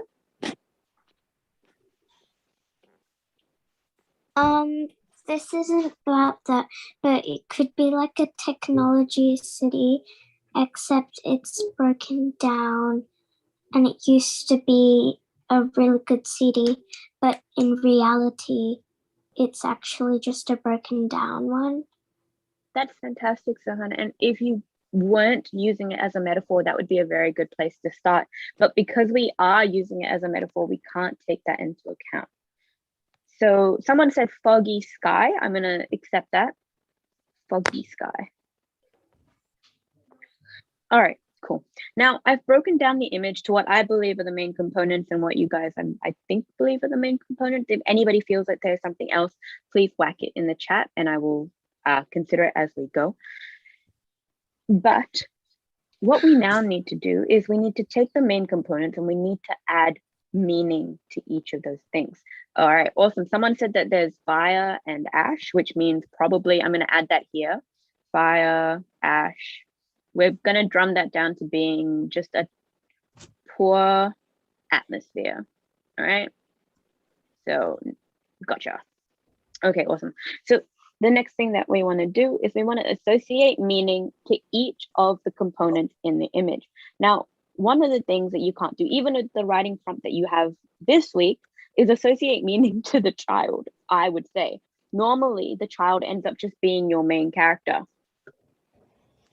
If anybody thinks that there's a contradiction with that or that there is a meaning you can associate to this particular child, I would like to hear it. I think that'd be very interesting. Okay. The next thing is we know that we have a broken world and we have a new world. So my instant thing is that sometimes a broken world would be much better than a world that is too advanced. That's probably what I would end up writing about in terms of a metaphor. And I would look at societal issues that are going on and consider, was the world that I had previously or the life that I had previously better to this now new, advanced, bright and shiny life that I am living? That would be along the lines of the base I would start off when forming my overall metaphor. All right. So there are a bunch of hands up. I feel like I've confused a lot of people. So I'm going to take Pav first. Pav, question. So, you know how you said like one side's like technological? Mm-hmm. Like a border. There's one side which is like tech and robots. One side which is like what we have now with humans. Awesome, fantastic. But how do we then translate that into a metaphor, Pav?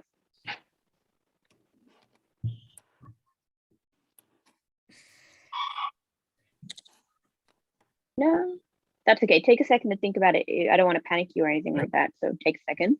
iPad, can iPad please put their name down? Oh, sorry, but my iPad is glitched, so I don't know how to change my name. But I have like an idea for the picture. Oh, okay, fantastic. And this is metaphor idea, right?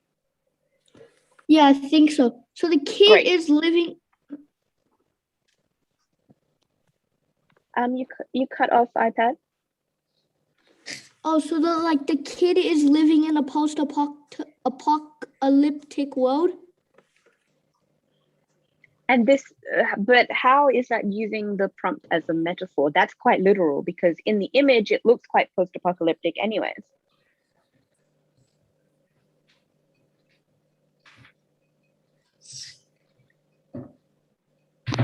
So remember, we don't use the image in a literal sense. We're using it in a metaphorical sense. we're taking the ideas out of it. So like, I'll write down the metaphor that I initially had, okay?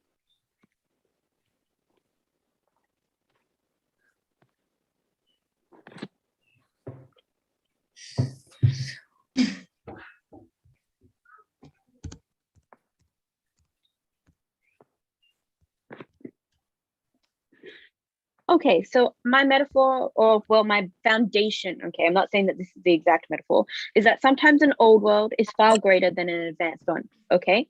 And what I would then write about is I would find a character that is in a situation that should seem very good for them, but in a way they are missing what they used to have, okay? Now that seems like a very far stretch from this image. I didn't mention anything about an apocalypse. I didn't talk about technology or things being broken or fog or pollution.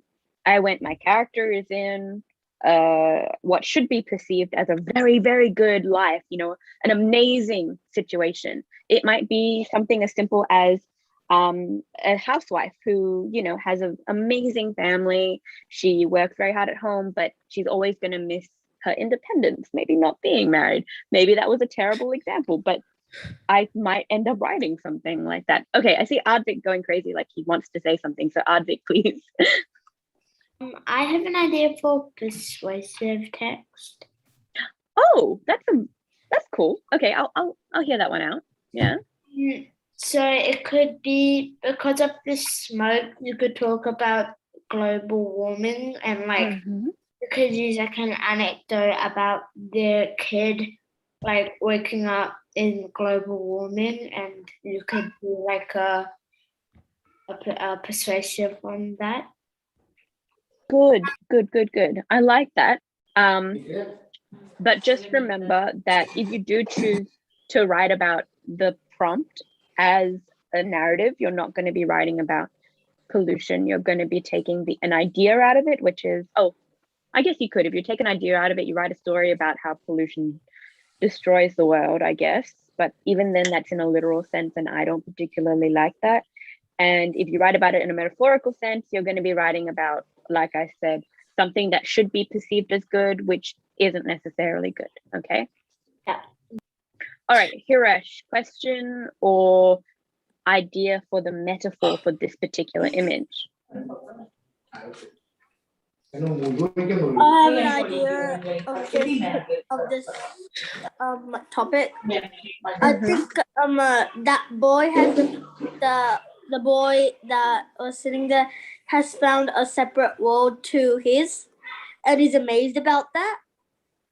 Oh, so what, can I just ask, what story would you then write about? I think some people from the other world were taken to some people from the normal world taken to an advanced world, and he was left in the not nice world, and people made him stay there.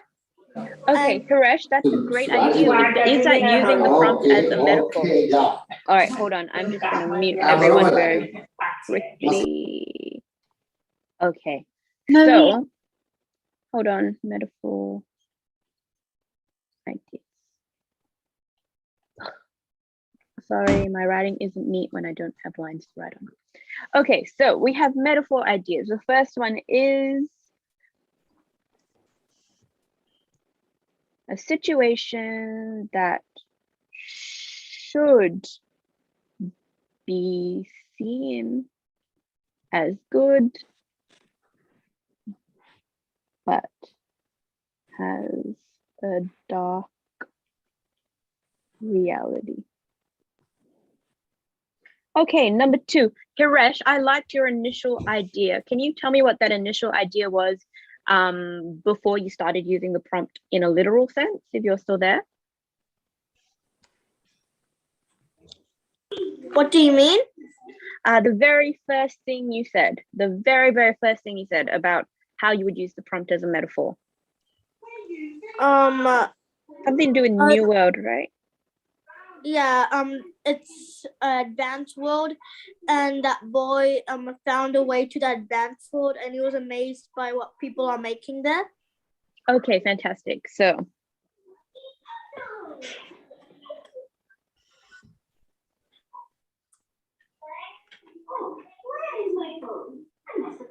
all right, I'm just going to mute everyone super quickly. Sorry, guys, I just need to write these down and we'll go through them in a sec.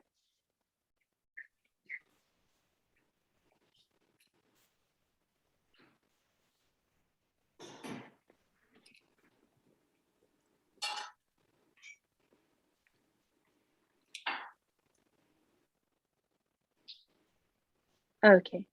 Oh, fantastic.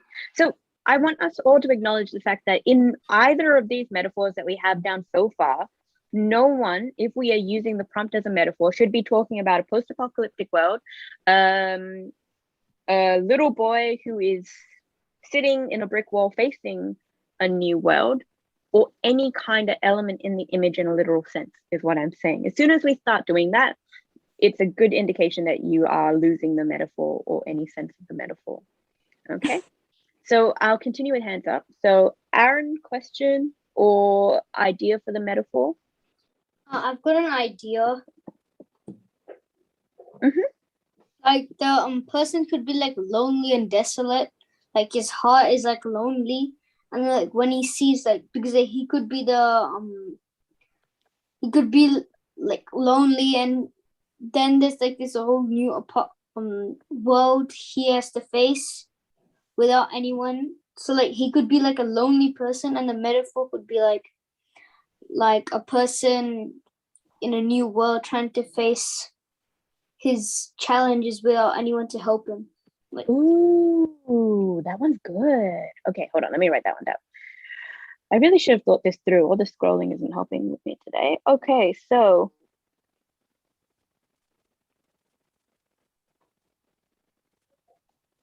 Maria, I have a idea.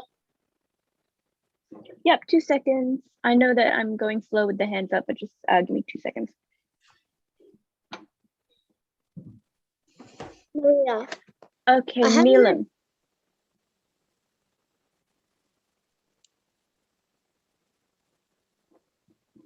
Neelam? Neelam. My idea was like that boy was like the only person in the world, and then like the world got a massive earthquake, and then he was the only one there in the world. Oh, Neelam, I like the idea. And if we weren't writing about it as a metaphor, then the idea would run very well. But because we are using the idea as a metaphor, it's not going to work because that uses it in a literal sense. Does that make sense? Yeah. Awesome idea, though. Akansha? Another idea could be that even if it doesn't look good, it could still be very nice in the inside. Oh, so it's what's on the outside that matters? Is that what you're telling me? Yeah. Fantastic. Hannah? I have an idea. Like the boy, like he has no idea about the new world or something. So he's just been like living in that small crack in the in a building, I'm guessing. And then he discovers it, but he's not very happy about it because he doesn't like futuristic stuff. He prefers like olden day stuff, like no electronics and no no internet or anything like that. And he is like just sitting there. Okay. I like the idea, and I'm going to pull the metaphor out of your idea rather than take the idea, because you use the metaphor, you use the prompt in a literal sense, but then you gave me a pretty solid metaphor. So it would be writing a story about someone who appreciates, like you were saying, what was it, past, like things that are pretty cool in the past. I don't know how to word that properly. Let me give me a sec. Can you repeat that one to me again, Hannah? Because I liked the metaphor, but the idea was used in a literal sense. So can you give that? So he doesn't like any electronics or like anything modern. He prefers everything old. Like no. Ah, okay.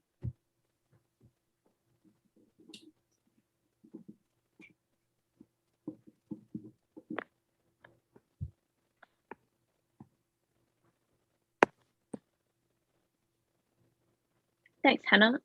Drew. My idea was that he's the only person from his family, and he needs to survive because and the place he's living is dangerous. So, and then he found a new world. Okay, Drew, that's awesome. I like that he's the only one. I like that lonely aspect, but are we using the prompt in a metaphorical sense, or are we writing about what we see in the image? Yeah. So remember that you want to take meaning out of each of those aspects. You don't want to write about a little boy who finds a new world.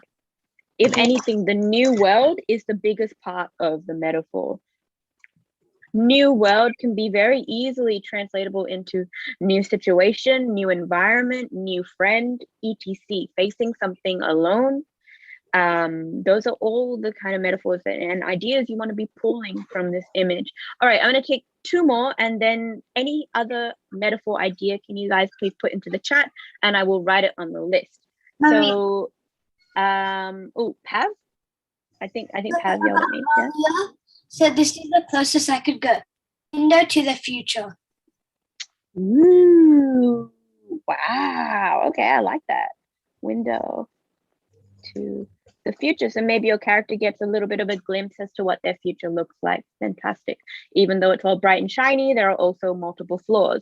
Great. And the flaws comes from that element of that foggy, like smoke ash thing. That would be what you would consider a flaw. So fantastic, Pav. Tejvia? There's a boy and like everyone, like, I mean, like, let me start again. So there's this boy and he's sort of left alone, and like he's lost, and like he can't find his family, and he found a building where he can stay. Oh, good, Tej. But one of the things that I, again, would have to tell you is that you're using it in a literal sense. You're not using it in a metaphorical sense. A metaphorical sense would look at the boy as someone who is alone in the world, who maybe has to face everything that they come across alone. Does that make sense? You're not actually talking about a lonely, sorry, you're not actually talking about a post-apocalyptic world. But any other metaphor ideas? Alina, I'll hear yours because I see you seem like you're bursting at the seams to tell me. So every other metaphor idea, please put it in the chat and I'll write it on the list for you guys. Alina? So I wanted to know if I was doing a literal or metaphor idea. So basically, my idea was the boy is staring out, and he has to he's always going through like the same day every day. So it's always the same thing every single day. There's nothing new, and he wants to go to the new world to do something different instead of doing the boring old thing every day. Okay, well, you see, your idea is a lot like Hannah's idea in the respect that you're both using it in a literal sense, but you're telling me a metaphor. So what you want to do is, I like that repetition of having to see the same thing every single day. You know what I mean? Like that I like that repetition there, but you would have to apply it to a different sense. Like someone who is in a dead end job that they keep doing the same thing over and over again, and all they want is to move forward and do something new with their life. So fantastic metaphor, wrong implementation. That's like a bit of both. Well done. Okay. I'm happy with that. We are going to break down one more metaphor, and I'm not going to spend too much time on the next one. But so Jath had a really good idea, which I'm going to put down as well. Number 10. So I'm going to scroll. Oh, I can't scroll. Give me 2 seconds. I'm going to write down these 2 metaphors, and then we're going to look at the next one. All right. So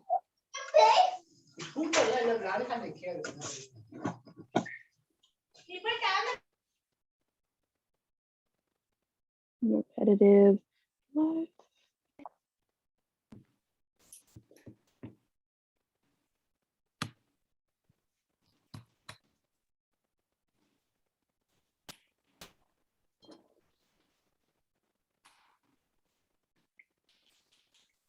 Okay, number 10 was, oh no, I've lost it.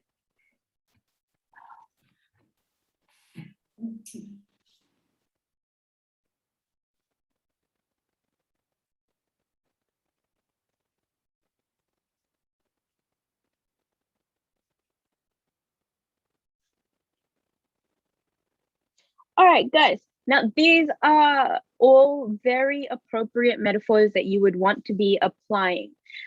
And just to recap, just one more time for my own, reassurance, we are not going to be discussing in a post-apocalyptic world or a new world. We are going to be implementing these metaphors with different characters and different plots and no post-apocalyptic world, just to reaffirm. All right, one more and then we'll move on. Okay. All right. So main components of this image, I would say the robot and the books. Does anybody see any other components I should be taking into account? And if you do, please stick your hand up. Soha? In the background, if you zoom in, the window, it's like has red in it, and it could be fire. I think it looks like fire. So I'm going to call it content in the window, and whatever meaning you want to associate to that, whether it's fire, whether it's additional life, etc., that is up to you. I think that's great. Thanks. I would not have seen that. Okay, books. Now, I think that it's okay. There are a bunch of people with hands up. I did not realize there were that many elements. So Girik, is there something that I've missed? Well, one thing I've noticed is that like how the like if you look under the robot, like if you look behind the robot, everything is like dark, and all you can see is like if you look closely, just next to the red lights. Can you zoom in, please? Like this one. Yeah, you can see that. You could they look like playing cards. The that part. Yeah, like also you can see like the red. I think if it kind of looks like there's either like something like suspicious hiding. Good. Girik, one of the things is if it's not like I should have mentioned before, you can, but if it's small like that and blurry in the image, it's a bit of a stretch to use it as like a main component in the image. Okay. Yeah. Another thing was the lighting. The lighting. All right, fantastic. Lighting. Now, one of the arguments, or not so much arguments, I would say an idea, even though this is not related to creative writing, an idea for persuasive that you guys could do is, I'm just going to put it out there, AI. Like, I'm sure a couple of you've watched Avengers, or maybe all of you, I hope so. And you have like, technology learning. Does that become a problem? Should we allow technology to learn? Who knows? Not my place to say, but Rise of the Machines, Terminator, Avengers, I'm just saying, lots of problems. But anyway, nothing to do with creative. I'm going to move on. So ideas for the meaning that we can associate to each of these elements. Okay, so books, I would say, knowledge, obviously. Anything else, any other meaning I could associate to the books? And I only want to know meaning associated to the books. Okay, Dhruv and then Pav, because you're both like freaking out over there. So Dhruv and then Pav. Dhruv.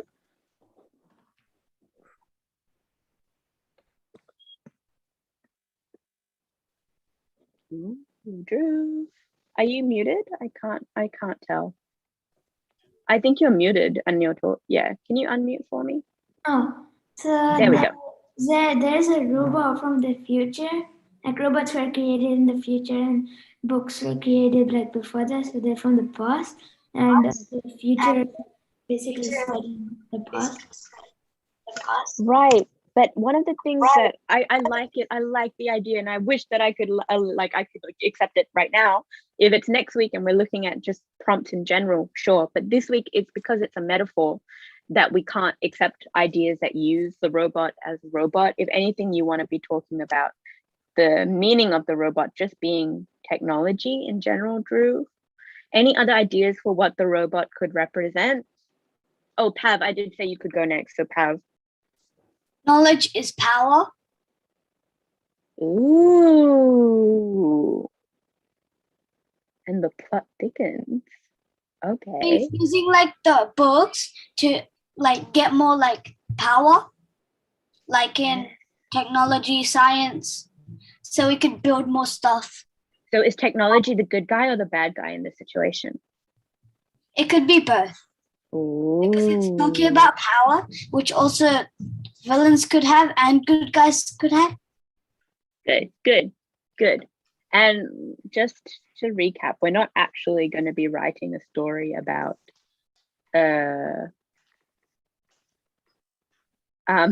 yes, gosh, I think knowledge is power is the Loyola motto. Correct me if I'm wrong, but I'm pretty sure that is the Loyola motto. But yes, Pat, I would accept that. That's good. All right, one more, Gabrielle. I was thinking, because like, you know how like we usually think that like machines know a lot, which is why we search up questions. So it could mean like there's never something you don't know. You do know. Can you repeat that one more time just so I can word it? So like you can always learn something new.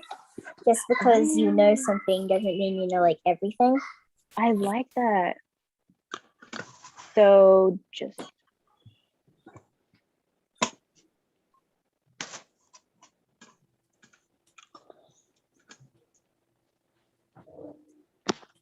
all right, more ideas for the metaphor. Neelam?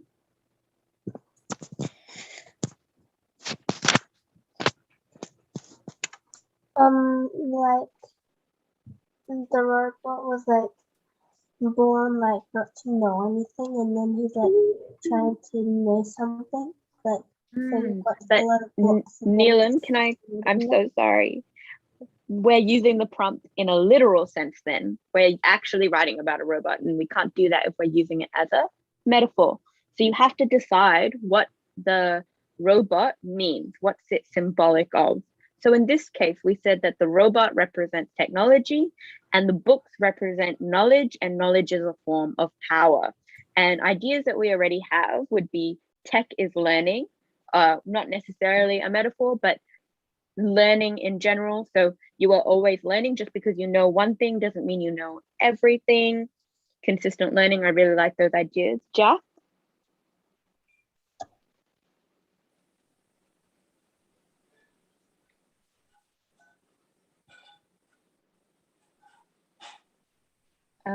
Okay, no, maybe. Hannah?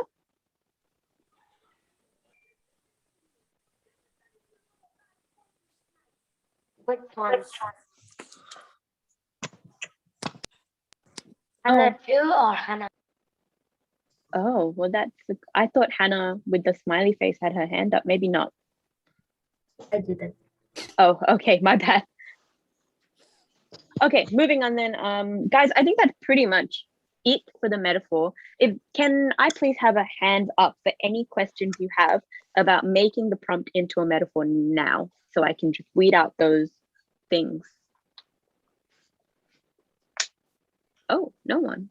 Wow. Oh, Sorry. wait. I think there are 8 people who stuck their hands up. Navazish? I have one more idea for the robot. Ooh, okay.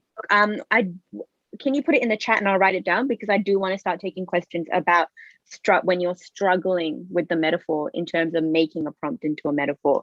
So if anybody has any ideas that they want to share, put it into the chat and I'll write it on the list, and you guys can take a screenshot or use it as an example later on. I have a Thanks, question. Navazish. I have a question. The person who said I have a question, please let me know. I'm looking for the hands up, but I can't necessarily see them. So yes, question. When you're changing it into a metaphor, how do you like change it? Because I don't really get it.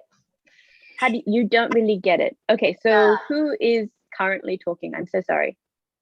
Hannah too. Hannah too. Okay, fantastic, Hannah too. When we don't, if we don't understand the metaphor, the best thing to do in terms of practice is to just get a bunch of images from Google in terms of visual writing prompts. Or even, you know what, one that I forced myself to do was when I was in high school, I would look at paintings and art pieces and try to find metaphors in that. Art is one of the best ways to figure out metaphors. I think that's another reason that I got used to it as well, because all art is a metaphor, I would say. Remember the steps. Step 1 is to find the main components of the image. Like we did here, we circled them, we found the books, and we found the robot, okay? Now the next thing you want to do, guys, don't call out when I'm explaining, just stick your hand up and I promise I'll get to you. The next thing you want to do after that is you want to associate meaning to those elements. So if we circled the book and we circled the robot, Hannah too, what do you think a meaning of the book could be? Something besides knowledge. Do you think there's anything else? I think it means like creativity, because lots of books have lots of creative things inside it. Oh, good. Well done, Hannah too. So creativity, I wouldn't have thought of that. That's really good. So creativity, fantastic. And is it Hannah? Is that your name or is that just your iPad's name? That's my name. Okay, fantastic. So what then do you think the robot could mean? Would it be technology becoming more creative, or would you look at associating a different meaning to the robot? I think that technology could be more creative. Ah, that is really good. Okay. Okay. Sierra Austin question. It's not a question. I think I have one for the robot. Okay, fantastic. Put that in the chat and I'll write it on the list. Okay. Awesome. Elena. Also, question. what's the topic? The writing topic? Yeah. It's in the WhatsApp group. Are you on the WhatsApp, Sierra? Yeah. The image should have been put in there. It's basically just a man looking over a wall on a bunch of ladders. Okay, moving on, Elena. Are there like specific steps for like to make like a topic into a metaphor? What are the specific steps? Yeah, like step by step process. Okay, well, step by step, if I was going to break it down even further, I would go with, where should I write it? I'm going to write it in fluorescent. That's not a good idea. I don't like fluorescent. 1, break image into parts. Alina, do we understand what I mean by break it into parts? Yeah. All right, fantastic. Now, step 2 is to associate. Do we know what associate means? Attach meaning to each part. 3. Oh, I don't want to use weed out kinks. So next, Alina, what I would suggest you do is you attach meaning to each of those parts, like how Hannah said that the book meant creativity and the robot meant technology. What you would do is you would then form the metaphor. Maria, can I join on my dad's phone because my iPad's on 1%? Yeah, we're almost done anyway. So yes, you're more than welcome to add you in. Form the metaphor, so it would be tech becoming more creative. Maria, does that help, Alina? Guys, again, if I am explaining, just stick your hand up. I promise I'll get to you. Yeah. Yeah. Okay. Moving on. Garrett. Nothing. Sorry, I have my hand up. Okay, that's all good. Shri? Like, you know where he circled the books? The books? Yeah, like where he circled the books he circled. I saw like a hand there, like a black hand near the books. Is it this one? Oh my God! Hold on. Give me 2 seconds. Is it that? Yes. Yeah. I don't necessarily think that that's anything important. Remember what I said. Oh, there's a bit of feedback. Give me 2 seconds.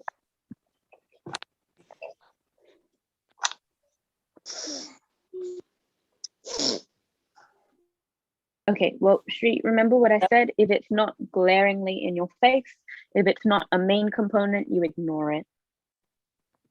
And also, it's kind of blurry. Like, I would never have seen that. I would have gone for the most obvious things, being the book, the robot, and perhaps the window.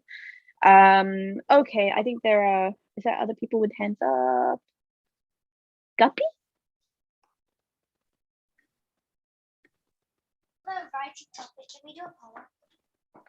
Guppy, I can't hear you. Your name is not Guppy, I'm assuming, but that's an adorable nickname. Is it Artie? I can't hear you. Yeah. For the writing topic, can we do a poem? For the writing topic, whoa. I had one girl in my year when I was doing Gate say that she did a poem, but I am not too sure. You're gonna have to check with Melvin. I'm thinking that Melvin would appreciate a narrative more than a poem because that's what you're learning. But I will talk to him because if I can teach you guys how to use the prompt in terms of a poem, that would be absolutely amazing. But I don't know if I can. So please, Artie, just write a narrative this week and we'll deal with that next week. Okay, Electrude or Trud. Guys, please add your real names to your nicknames as well. No? Okay, Blue Pinda's iPhone.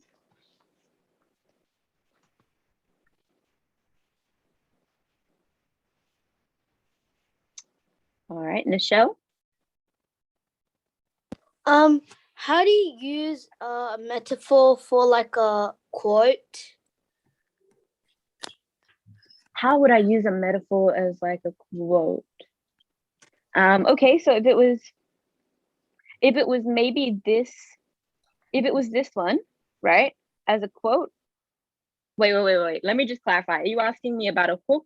Like how you would use the metaphor as part of your hook, or like in general, a quote? Like in general quote. Oh, okay. How you would use the quote as a metaphor. Firstly, I would need an example of what kind of quotes you've been looking at, because not all quotes can be used as metaphors. Some quotes are quite literal in how they've been written because of particular authors.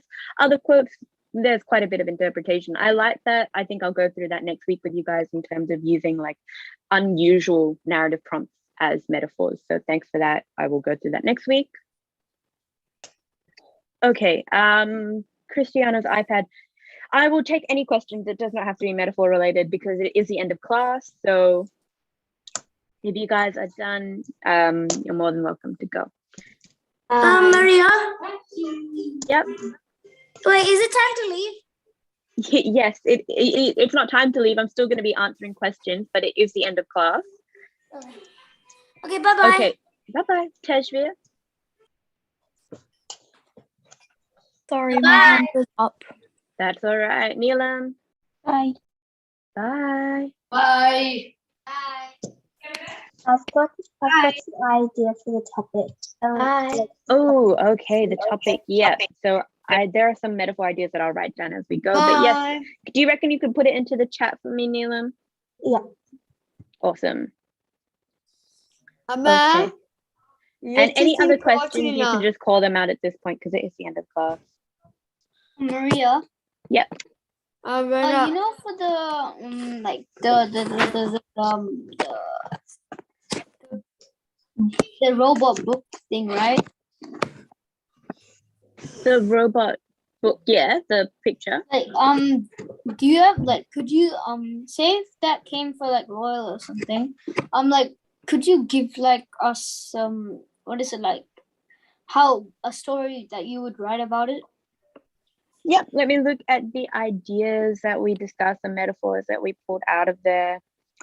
Boom. So we said tech to be more creative. Just because you know something doesn't mean you know everything.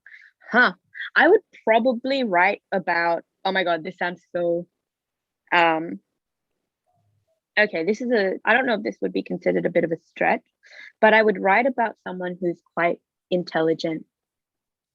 They're so intelligent that they can't see smaller issues for other people. So Imagine being so smart that you think that you have a solution for everything, that you know the answers to every single question that's ever been put out there. Maybe it might be a child who is unusually gifted. I might write from their perspective. And when they see someone, when they see someone homeless, they might not necessarily understand, oh, why are they homeless? Maybe they should just go get a job. You know, the job market's looking good. Why haven't they gone and gotten one? Because their solutions are so quick. They're not really thinking through the factors that might be impeding. So then this very intelligent person goes and, you know, ingrains themselves with different forms of knowledge, you know, starts learning why it's difficult for homeless people to get jobs, what is stopping them from entering the job market, things like that. Does that make sense? And eventually developing empathy and not thinking they have the answers to all the questions. Yeah, that makes I think it was sense. all right. Awesome. I'd probably write about that, Aaron. Hi, Maria. Just a reminder, you and your notes are very short. Thank you. You make me feel so good about my terrible writing. Okay. Someone asked whether it's okay to put a metaphor and an idiom in a sentence. My opinion is to not. I've been told not to put a metaphor idiom in the sentence. What is your opinion? It depends. I am pro it at this point, based on how you've worded that. I am pro putting the metaphor in a sentence. Okay. Bye guys. Any other metaphors that I like? Bye, Maria. Bye. Maria, Yes. Question. wouldn't this take a bit too long to like the metaphor sequence? Oh, of course it would. But the point is not to do this when gate comes. This is like, okay, well, look, if gate comes and you panic and you don't know how to use the prompt as a metaphor, yeah, do this. But the point is to practice. You know, you have so many writing prompts for Loyola. I don't need to break the metaphor down because I use these steps leading up to gate. And then in high school as well. Like now I look at an image and I go, bam, the metaphor. But it's because I can do these steps very quickly in my head now. Does that make sense? Yes. Awesome. Hi there, Thank you. Maria. Just a quick thing. He was saying that he could not see a sheet, was it? That you, a picture that you had shown. We could not see it from our end. He just came and told me. Oh, you can't see which picture was it?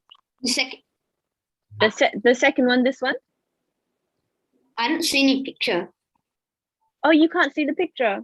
No. Okay. So what might be an alternative for you if you need to see the picture is this video will be put onto the YouTube. I think if you go onto YouTube and you access it, you should be able to see it then. Oh, great. Sure. Maria. Thank you so much for that. Maria. That's no problem. Shri, question. I think he could leave and go. Yeah. People are more than welcome to go, guys. I'm just here to answer questions at the end. No, like, That's literally it. that person. Is this a good day? I'm so sorry, I can't, guys. I feel like there are two people talking. So who's asking? Navish. Okay, Navazish, yeah. Is this a metaphor for the robot one? Did you put it in the chat? I didn't see. He always reads and then he gets sick and he starts to do things that he used to love before his family died. That's using it in a literal sense to some extent. So I would try to make sure that the ideas are quite separate. Like notice how when I was giving the example for Aaron, when I was saying, you know, I'd write about someone who's super duper intelligent, who doesn't understand people's problems. So then he starts learning different forms of knowledge, reading, not reading, like, you know, understanding people. He builds empathy and is then able to solve bigger issues. That would be how you would use it as a metaphor. Okay, moving on. I'm pretty much done, guys, unless there are any like absolute pertinent questions that you cannot absolutely live without an answer. Maria? Yes. Also, can I have some writing tips on, like, you know, on how to use the prompts into an actual story and stuff? How to use the prompt into an actual. Bye, guys. You should be using it as a metaphor. That would be the first tip. The second tip would be to follow the steps to figure out the metaphor. My third tip would be in terms of what? Using the prompt. What do you mean by that? Bye, Maria. Bye, guys. By that, I mean, like, how to take the prompt and, like, imagine it into a sense, like, how to use a story as it. How did you make a story out of it? Yeah. Oh, okay. So kind of like taking the metaphor then and using it. So like with the example I gave Aaron, I tried to think of like ways in which the metaphor would work in a realistic story for a year 5, not necessarily a realistic story for me. Realistically for you, where do you think you might be able to see this metaphor?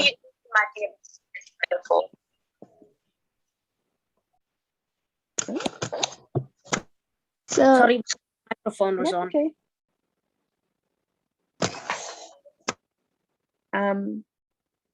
So I think I would see the metaphor as probably most like there's always a source of knowledge for everything. Oh, good. But where would you see the metaphor itself? So there's knowledge for everything, right? But where would you see it? Would you see it in a school environment? Would you see it out in the park? Where would you see it? I think I would see that in, like, where the robot's actually reading it for the knowledge it's gaining. Yes, but that's using it in a literal sense. That's not using it in a metaphorical sense. Notice when I took my idea that just because you know one thing doesn't mean you know everything, I implemented that idea in a school situation. I put it in an environment that I understood. All of you go to school, so you should all be able to understand what a school environment looks like. Have you ever met someone who thinks they know everything? Sometimes. Yes, good. And how do you deal with people like that? I usually just try and find a way to find something that they don't know. So you challenge them, right?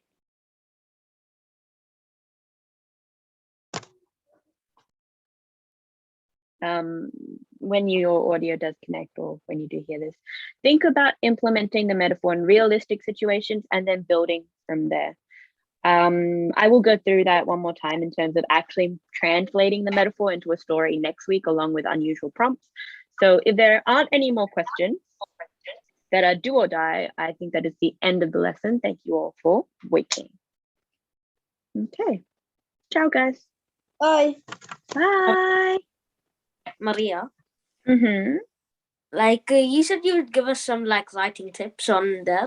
Will you give them next week? Because writing tips, what do you want by writing tips? Like not like the writing styles or something. I don't know. Huh? What do you mean? Did I say tips? I don't think I said tips. I think I said we were going to go through a story and see how we can improve it. I think you said tips. Oh, no, I don't think I said tips. But if you do want writing tips, if you do want to improve, what I would suggest is last semester was very, very creative heavy, right? I think every week I was doing something to do with creative writing. If you really want tips for creative writing, go get the Gate Sunday Session booklet from Melvin. It should be on the WhatsApp. It should be somewhere, I'm pretty sure, and read through the creative writing aspects in that. I think that probably had a majority, or actually I'd say about 60% of my creative writing knowledge for year 5. Okay, thank you. Bye. No problem. Bye. Okay, ciao, guys. Oh, someone raised their hand.